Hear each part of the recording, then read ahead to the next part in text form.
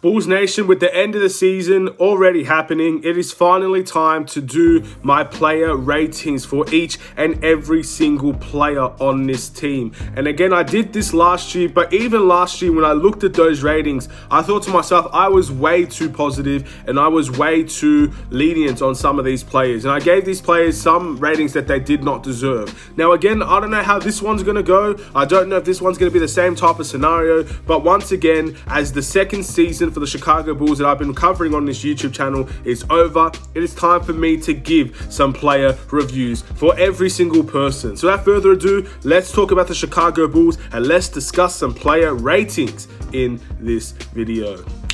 Let's do it.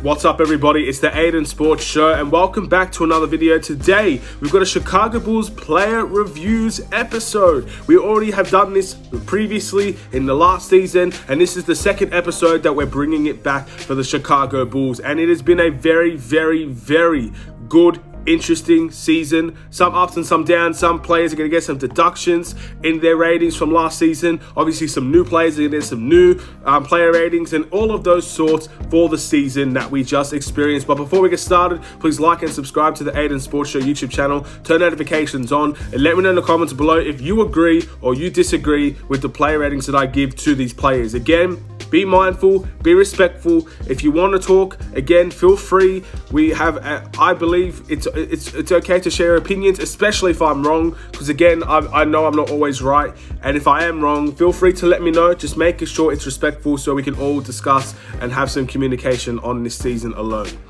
And how this works is basically I'm going to be talking about a player, potentially give them their stats for the season, and then we will see, I will give them a player rating out of 10. So for example, this also goes based on how many minutes they've gotten, how many, obviously the amount of games they've played, the stats they put up in those games. So for example, a player like Makoka might get an average score and Denzel Valentine might get a lower score. I'm not sure yet, we'll see how I feel, but Denzel Valentine obviously has more stats, plays more minutes, and has played more games. But he might get a lower score because Makoka hasn't been given the same opportunities.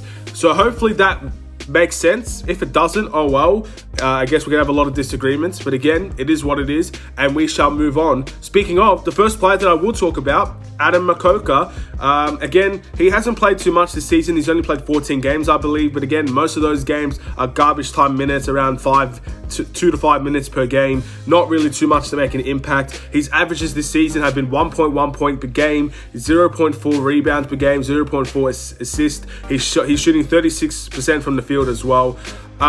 This is going to be a pretty average score in my opinion. I'm going to give Makoka a 5 out of 10 purely because he's not been given enough opportunities this season. I thought the last game of the season he should have got an opportunity. I don't know why he didn't. And overall, he's a player that I rate highly. But again, if you don't have the experiences, if you don't have the opportunities to play, more often than not, you're going to have an average score because there's not enough to judge him on. If you're looking at his stats, he's going to get a 1, but he doesn't deserve a 1 because he barely plays. It's as simple as that. I think he's going to get an average score of 5 out of 10, and we'll move on from that one real quick.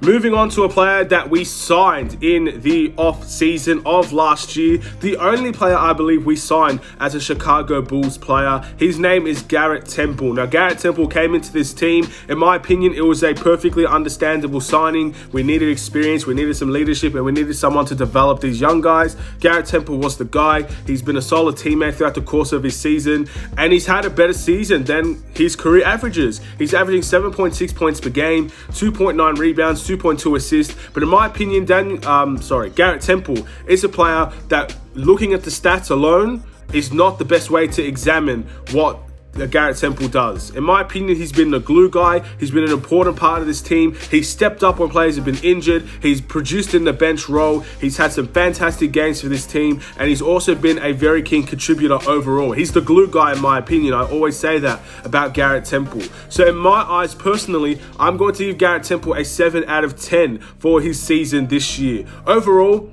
again, he's not he's not a player that's an all-star level player. Obviously, he's going to get a high rating from me because I just rate him highly as the season went on. He's really gained my trust. And I think in the end, stats might not show everything with someone like Garrett Temple. But again, stats are not everything in the league. And I'm sure everybody will know that. And Garrett Temple, if you've watched him throughout the course of the season, has played very good games for the Chicago Bulls. In the end, there have been games where he struggled, as have most of our players, to be fair. But most importantly, when there was a big game or there was a big moment or we needed some veteran leadership, we needed someone to play defense, we needed someone to hustle down the court, he was the first man up. He was the hardest working player on this team, in my opinion, and that's why he's going to get his 7 out of 10. Now, moving on to Devin Dotson. Devin Dotson, the Chicago made player. The player born from Chicago, idolizes Derrick Rose, had his real first significant game against the Milwaukee Bucks. So there's not too much to really say in this game either. He played 11 games overall. Again, most of them are garbage time minutes. Most of them were only 2 minutes per game or so. So again, I don't really have too much to say on this one. He averaged 2.1 points per game, 0 rebounds, 0.5 rebounds, 0.6 assists. There's not too much to say, let's be honest. Again, he's going to get an average score as well of 5 out of 10. There's not enough information to judge someone like Devin Dotson on. If you want to judge him on the G League, I thought he had a tremendous G League run. Again, it wasn't his best basketball, but it was definitely very good for his first year. Again, he's playing in the G League. G League is a very difficult league to play in terms of the physicality. And again, it's a step up from him from college basketball. So it's good to see that he's at least showing he can play. And again, I want to see him used more next season. But again, I understand it's going to be very difficult to find places for all of these players. But we're going to have to wait and see how that goes. And let's see what the Chicago Bulls can do with a player like Devin Dotson in the future. Hopefully he can get more minutes for this team. Next up, Tomas Saransky. Very, very, very interesting year for Tomas Saransky. In my opinion, this has been his best season for the Chicago Bulls. He's averaging around 7.7 points per game, 2.4 rebounds per game, 4.7 assists per game, shooting 51% from the field, which is a big increase from last season. And he's also shooting around 84% from the free throw line, etc., etc. You guys know. You don't really need me to say it. With Saransky, he had a very difficult start to the season. Obviously, with the health and safety protocols, it took him a long time to really progress into the team. Again, there was a stint in the league when we had the best bench in the league. And that was because of Thaddeus Young and Tomas Saransky. Those two players really had a great connection going off of the bench and really helped this team win some very important games in the first half of the season. But overall, I believe from that point till now, Saransky has had a drop-off. He has been struggling at times, and there have been other times where he's really stepped up.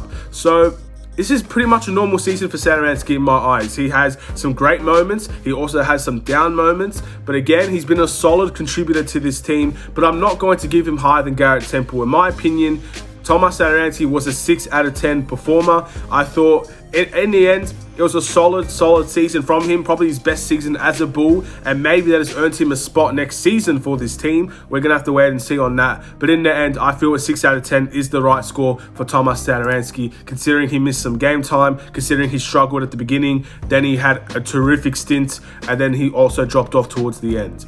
Next up, Cristiano Felicio. My goodness, again, not really too much to say about Cristiano Felicio this season. His averages was 1.3 points per game, 1.4 rebounds per game, 0.5 assists per game. Again, he played 18 games this season, but again, almost every single piece of game time that he did have was garbage time minutes. So again, very difficult to assess someone like Felicio.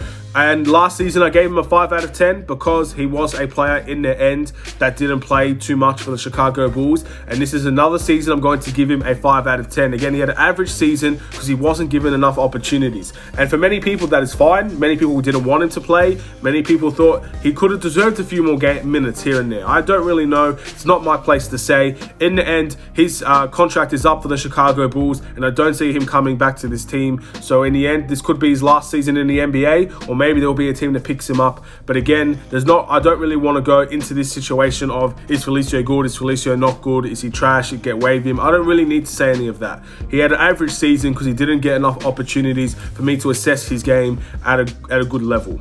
And that's what I'm going to say on that retrospect. Next up is Al-Farouq Aminu. I've recently made a video about Al-Farouq Aminu. Again, I think he's played some pretty considerable minutes at times, but for the Chicago Bulls, he's not really stepped up to the plate as much as you would like. His season for the Chicago Bulls, or this season in general, is a 4.4. He played 23 games. He's averaged 4.4 points per game, 4.8 rebounds, 1.3 assists. He has been injured a lot this season, from my understanding. And again, for the Chicago Bulls, he barely played some games. When he did play some games, not the best. So I'm going to be pretty lenient towards Al-Farouq Aminu, to be fair. I don't want to give him a lower score because he has barely played for this team. But again, when he has played, it's not been up to the par that I expected from a role player like Al-Farouq Aminu. So I think next season is the best season to judge him. It looks like he'll be playing as a Bull next season, and hopefully he'll be fully healthy and he contribute in that way. I'm going to give him a solid 5. That's the best I could give him. Many people might go below that because he has not played up to par as a Bulls player. But again, not enough games, similar to Felicio, similar to Dotson, similar to Makoka. When he got traded to this team, he didn't have enough time to prove himself and he barely played. So I'm going to give him a 5 and the benefit of the doubt. And hopefully next season, he can end up doing things the right way. Denzel Valentine.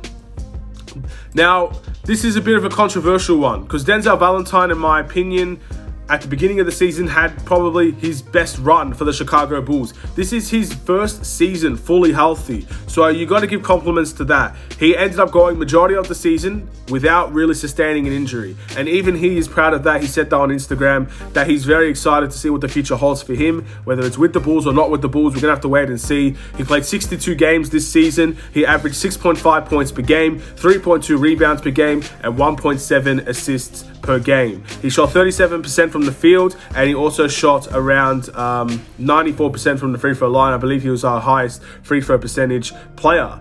And yeah, I remember there was a stint where he made around 30 free throws in a row without missing one. So again, fair play to Denzel Valentine. But again, this season showed everything I think we needed to know. We gave Denzel Valentine that experiment that he wanted, the experiment the Bulls wanted, and I don't think it worked out quite as nicely as we expected. And that showed in the end of the season game time minutes for Denzel Valentine. In the end, he played a lot of minutes in the first half of the season, and to be fair, most of the time he took advantage of them. There were a few games where he collapsed, but overall, he was a solid pick. He was a solid player in the first half of the season, and his minutes was well deserved. But once the trades happened, Denzel Valentine lost his mojo, lost his confidence, didn't have terrific games. Again, he's been very inconsistent. This is a normal season from Denzel Valentine. But again, based on his second half of the season, and also based on, I guess, the Chicago Bulls giving him an experimental season, I don't think he's lived up to the hype that we wanted him, and I don't think this has secured him a spot next season. But again, we're going to have to wait and see on that. My opinion is that he's had enough game time to know what I assessed of him. He's played enough. He had more minutes. He's been up and down this season. I'm going to give him a harsh score, to be honest. I'm going to give him a 5. Average season for Denzel Valentine. Many people could see him as a 4, and to be honest, if it's a 4, you're probably more harsh than me, but a 4 is probably deserved as well, to be fair, because he had some very bad moments this season as well. There were moments where, again, he took a very ridiculous shot against Miami. There was a game against, I'm not sure who it was against, but it was an overtime game. Maybe it was against the Thunder, where he stood right in front of Zach LaVine as he was taking a shot to try and win the game for us. Again, all these things reflect badly on Denzel Valentine, and this is probably the most I've ever questioned his IQ, as many people have questioned his IQ. So I'm going to give him a generous 5, because again, this is the first season he's been fully healthy, and we've been able to rely on him to play games, but I'm not sure if he's taking the best advantage of those games. I don't think he deserves a 3 or a 2. If you give him a 4, I think that's understandable, but again, that's just my situation on Denzel Valentine. Next up, we have Ryan Arcidiacono. Now, this is actually someone I'm going to be strict on because he definitely had enough game time. He definitely had enough experiences in this league and in this season to prove himself. And this is by far his worst season for the Chicago Bulls, in my opinion. He played 44 games this year. He averaged 3.1 points per game, 1.5 rebounds, 1.3 assists. He shot 41.9% from the field, or 42% from the field. And overall, this is his worst season. It's as simple as that. This was his worst season for the Chicago Bulls. This was by far his worst shooting season, in my opinion. And in the end, his real significant game came against the last game of the season with the Milwaukee Bucks. Now, to be fair, a lot of the game time that he didn't play was because he wasn't given the minutes. But he played nearly half the season, more than half the season, and he had his worst season. So I'm going to give Ryan Arcidiacono a 4. I think he was more deserving of a 4 than Denzel Valentine. I still rate Ryan Arcidiacono. I just think the season has been very poor from him. And it's as simple as that. You can't hide from these situations. He had a very bad season this year, and his best game came against the Milwaukee Bucks, which was the last game of the season when he couldn't miss a shot. But again, throughout the majority of his season, he was missing a lot of shots. Simple as that. It is what it is. His 3-point field goal was the same, and he did have a lower field goal percentage overall. That's just what I have to say on the situation. It was just a down year for him, and that's why he's going to get a 4. Javonte Green got a lot of minutes towards the end of the season. Again, he proved his minutes as well. He played 41 games this year. He had a total of 3.6 points per game, 1.7 rebounds, 0.4 assists. He's the David Nwaba type player in my eyes that the Chicago Bulls should have never let go in the first place. We need someone that can bring the energy, bring the defensive mindset, and be one of the hardest working and, again, one of the toughest players on the team. That's what Javonte Green is. He's not going to be the most skillful player that will get you 30 points per night. But he's definitely a role player that I think will be vital towards this team. But again, this is another player where I would give probably a 5 out of 10. This is just a normal season for him. Again, he hasn't played too much in the NBA. He is around 27 years old, and he will have a chance next season to prove his worth. If he can get more minutes, I reckon next season will be a much better season from him. But again, there's not too much to say on this retrospect. He had a solid career. He had a solid season for his standards. There was a bit of an upgrade in the points. Again, there's not really too much to say about Javonte Green. But if you watched him on the Chicago Bulls, you can see why he plays. And again, hopefully we can see more of that going forward. Troy Brown Jr. Fan favorite over here, Chicago Bulls Nation. Troy Brown Jr. is definitely someone that, once again, is interesting to talk about. So if you look at his averages, this season here, he's averaging 4.7 points per game, 3.1 rebounds per game, 0.9 assists per game. His shooting percentages have gone down as well. But I could agree, for any people from the Washington Wizards side to the Chicago Bulls side, this is definitely one of his worst seasons in his career. He hasn't played too many games, to be fair. He's still a very young player. He's only 21. But again, he's a fan favorite for this team. And many people like what he can bring. And many people believed that if he didn't get injured, he probably would have had a much better season overall. So again, in my opinion, he's had a better season than Denzel Valentine when he's been on the Bulls. But overall, I can't give him any more than a 5 as well because of his injuries. He missed a lot of game time due to the fact that he had an ankle injury, which is very unfortunate. But also, he didn't play too many games for this team. He really only played a few games. And I don't think that's enough time to assess him. Again, this is kind of being a theme of this video. A lot of people don't get enough game time. A lot of people aren't getting the right kind of stature of game. And Troy Brown's part of that. He didn't play enough. He got injured. And yeah. But I definitely think there's a bright side for this team. I think next season hopefully will be a season where we can analyze him a little bit more. And again, I really thought we did miss him when he wasn't playing. He definitely brings something to this team on the defensive end and even offensively as well. So I can't wait to see what he can do next season. Thaddeus Young, the most consistent player on this team in total. What a great season he's had, in my opinion. He's had a 12.1 point per game season this year. He averages 6.2 rebounds, 4.3 assists, shooting 55% from the field, a massive upgrade. And he also had a big upgrade in terms of the free throw line, or not even, just basically just the field goal percentage. Now for Thaddeus Young, he played 68 games. He was very consistent this year, but this, in my opinion, is one of his better seasons in the NBA. Now, of course, if you're looking at points per games, he's had many teams where he's had more points per games than the Bulls, but he's playing on the bench for the majority, and this is by far his best playmaking season in the NBA. I thought Thaddeus Young has taken a tremendous leap, and thanks to Billy Donovan for giving him that faith, because in the end, there was rumors of him retiring last season, and he's come back this season, and he's had a strong performance, and he's played very, very well. I'm giving Thaddeus Young a 7 out of 10. What a terrific year for Thaddeus Young, and one that I hope he can build off of next season, because again, he has a lot more to offer this team. He definitely doesn't look like he's on the verge of retirement. Do you guys agree? I agree. I don't think this guy's on the verge of retirement, but that's what he was leaning towards last season with Jim Boylan. He's come back, he's had a very solid year, and again, this is his best playmaking season for the Chicago Bulls, and he's had a massive increase in his field goal percentage, shooting 55.9%, 56% from the field goal. Pretty impressive if you say so myself, and he's definitely one of the best, if not the second best player on this team.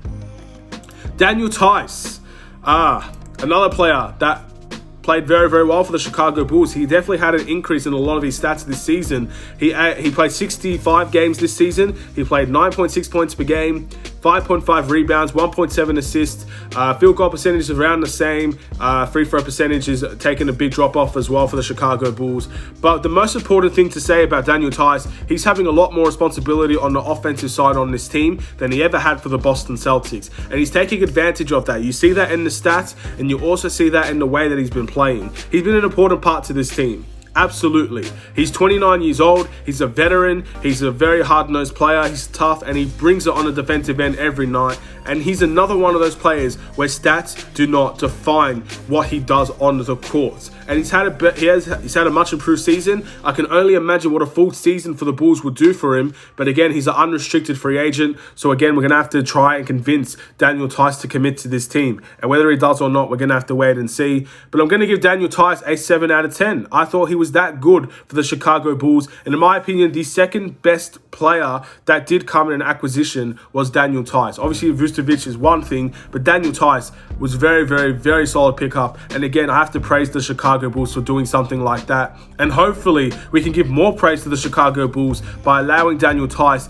to commit his future to this team. And that will be a big, big, big, big step in the right direction for the Chicago Bulls, and hopefully for Daniel Theis as well. Larry Marketing. He's someone that we're going to have to talk about, won't we? Larry Marketing played 51 games this year.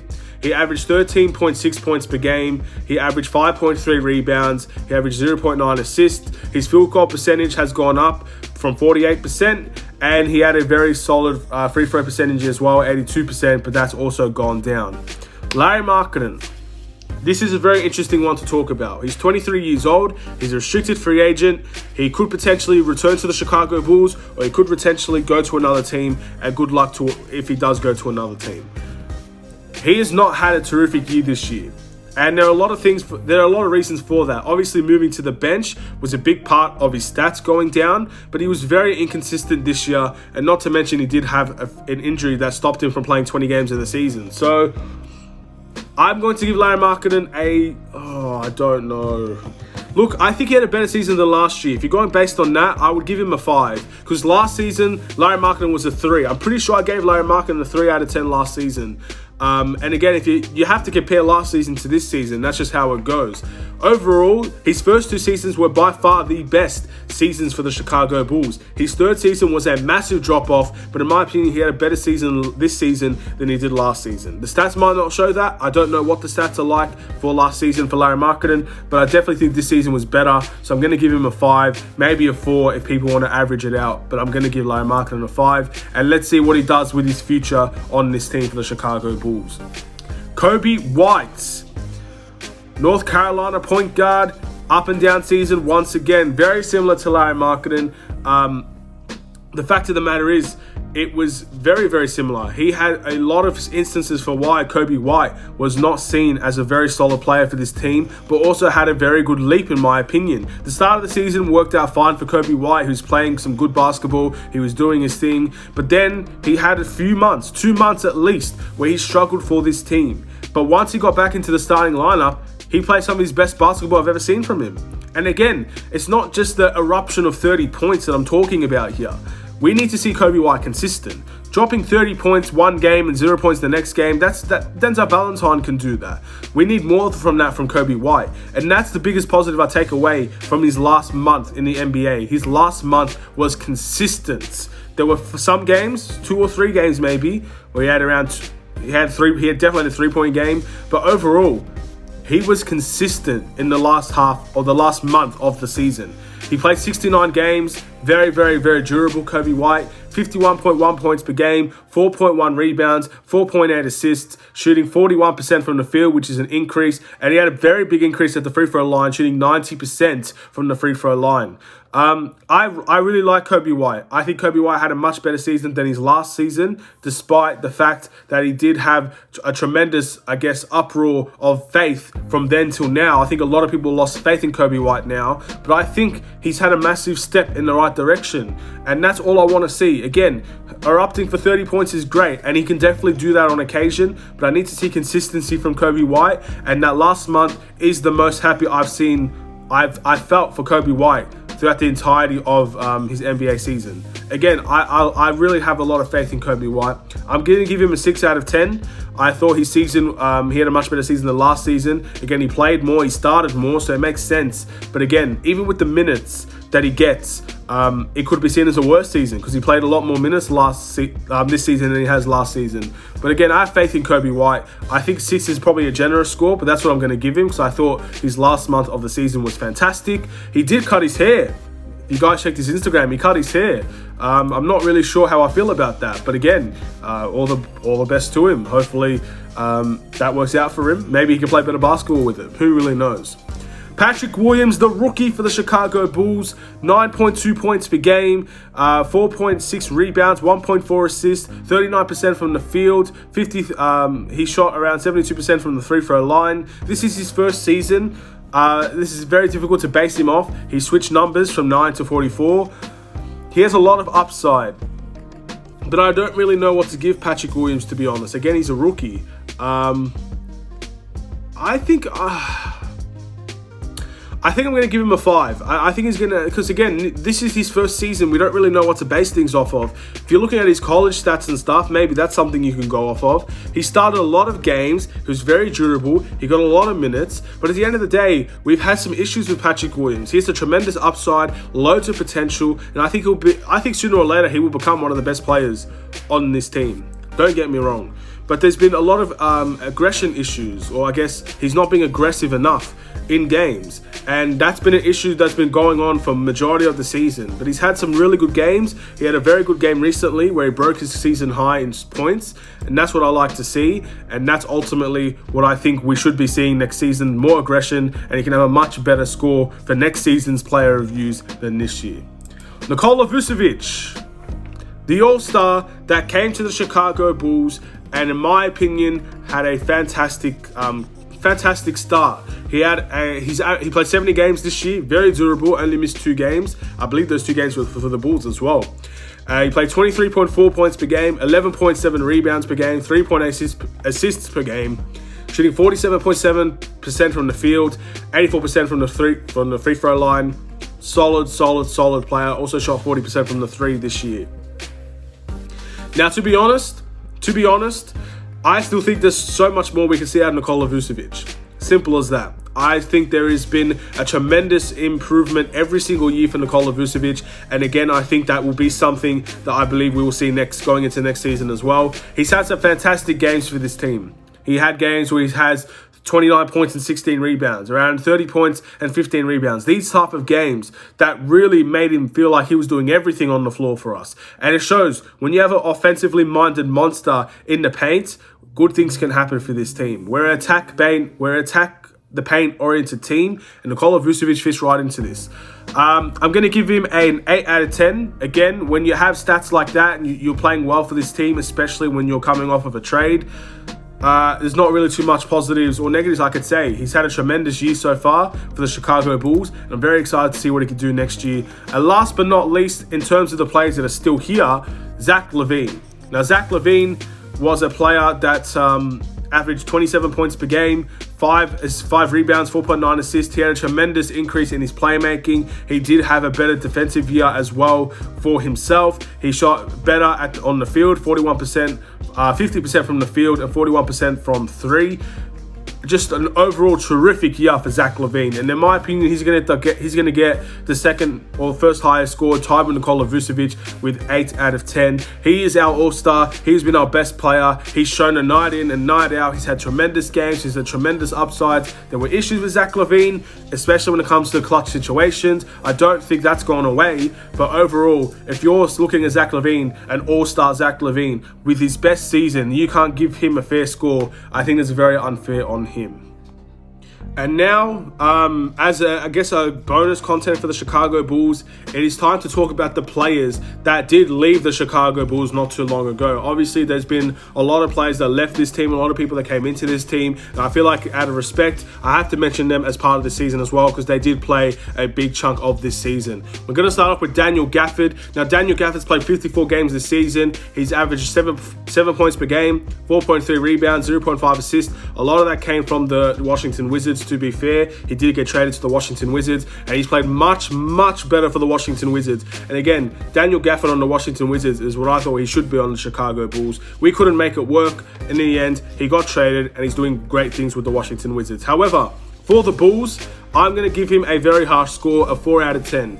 He didn't capitalize on his opportunities. It's as simple as that. He did not capitalize on his opportunities when he was starting. He did not capitalize on opportunities when he was getting significant minutes off of the bench. And it even got to the point where Luke Kornet was becoming the backup center for the Chicago Bulls. That simply can't happen if you want to be a backup center. And again, he's learned from his mistakes, and he's playing very good basketball for the Wizards. And I ultimately think sooner than later, he will become the Wizards starting center for in the NBA. And by the way, good luck to the Washington Wizards. Good luck to Daniel Gafford, and the next person we'll talk about, Chandler Hutchinson. Good luck to both of them in the NBA playoffs. I have a tremendous feeling that they'll make the 8th seed now, considering that they did lose. And again, I don't know when this video will come out, so hopefully I'll be proven right. But ultimately, I couldn't be happier for those two guys. I really couldn't. But now, speaking of Chandler Hutchinson, his averages was 4.3 points per game, 3.1 rebounds, 0.7 assists. I'm going to give Chandler Hutchinson a 5 out of 10, simply because he didn't play enough for this team. Simple as that. When he did play, he did okay. When he didn't play, for a long time. And again, that ankle injury that I don't actually think was an ankle injury, we basically I think we were going to trade him pretty much. I thought this front office didn't really see much in him, and they traded him. Again, I don't know how he's doing on the Wizards. I hope he's doing fine. Again, I saw he started recently at the end of their season. But I'm giving him a 5 out of 10. I don't think he took advantage of his opportunities, and I also thought he was injured for a long period of time. Luke Kornet plays for the Boston Celtics. Again, congratulations to Luke Kornet and the Boston Celtics for getting into that 7th seed. His averages was 3.4 points per game, 2.2 rebounds, 0.8 assists. Once again, for Luke Kornet, I'm giving him a 5 out of 10. He didn't have a lot of game time. He played 31 games. But when he did play, he had stretches in the game where he couldn't miss a shot. And he had stretches in the game where he couldn't make a shot. So again, it kind of gels together, and that's exactly what he's going to get. But to be honest, for a player that is known for his three-point shooting as a center, shooting for 25% from the three-point range, that is unacceptable in my opinion. And again, you could downgrade him for that. I think a lot of that comes with Boston as well. So I don't really know the situation, but you can't be shooting 25% from the three-point line if you're a three-point shooter. I'm sorry, it doesn't work like that. And again, he needs to improve his three-point rating if he wants to continue to play in this league for a long period of time. Otto Porter Jr., who plays for the Orlando Magic. Again, this is his contract season for the Orlando Magic, and we traded him to the Orlando Magic. He was recently a Chicago Bull. He played around 28 games this season, 9.7 points, 5.4 rebounds, 2 assists, shooting 43% from the field, 37% from the three. Overall, he had a lower season compared to his career averages. And again, he was injured for a lot of the season, and I feel sorry for him. I am going to give him a 4 out of 10 because I feel like those injuries affected him heavily, especially for the Chicago Bulls. He had a back injury that, again, I don't think he recovered from playing on this team. I don't think after that back injury, he got back to his best. He had a very good start to the season. He's one of those players that I really valued his performances at the beginning of the season coming off of the bench. He was playing tremendous basketball. Then he got a back injury, and I don't think he recovered since. And again, the injuries once again, and the game time is what's costing him a good score, or an average score even, from his team, from his performances for the Chicago Bulls. And that's a bit harsh, but in the end, for someone that's earning $27 million per year, that's just how life is. If you're making that amount of money, you're expected to deliver even after your injuries, and he just wasn't able to do it. I think the last but not least, Wendell Carter. Wendell Carter played for the Chicago Bulls. He got traded to the Orlando Magic. And in my opinion, he had a very good season for the Chicago Bulls. Again, maybe I'm thinking of it fondly. Maybe people have a different opinion to me. He averaged 11.2 rebounds, 8.2. He had 11.2 points per game, 8.2 rebounds, 1.9 assists, shot 50% from the field, 73% from the free throw line, and he had an increase in his three-point percentage despite it not being terrific. What I liked about Wendell Carter this year is that he had a lot more responsibility on this team. And I thought he delivered, to be honest. I really thought he delivered on the responsibility that he had this season. He took a lot more shots. He was a lot more responsible on the in terms of the offense. And he was entrusted with that. Again, the three-point shooting, I never wanted to see with Wendell Carter. I said, let's give it a try. We gave it a try. It didn't work out very well. Maybe in a few seasons' time, he will end up having a solid improvement in the three-point line. He's 22 years old. I thought he had a very good year for the Bulls, especially he took on that bench role very nicely, and he did very well coming off of the bench. He's one of our better bench players when he was playing on the bench, but I can't give him more than a 5. I think a 5 out of 10 is exactly what he deserves, because if you look at the stats of this season compared to his other seasons, it's very, very familiar. It's very similar. It's not something that's been improved upon. It's not something that's been downgraded. He just had an average season overall for both the Orlando Magic and for the Bulls, but I have seen him play a lot more important game time, and I've also seen him start, and he's played better as an Orlando Magic player. So again, good luck to him for the Orlando Magic, and maybe next season you could see a much better Wendell Carter with an improvement and more responsibility on the team. And that's everything. That's all the Bulls players I'm going to talk about today. What a journey it has been. A long, long time. My throat is sore. And again, this could all be for the fact that I may be wrong as well.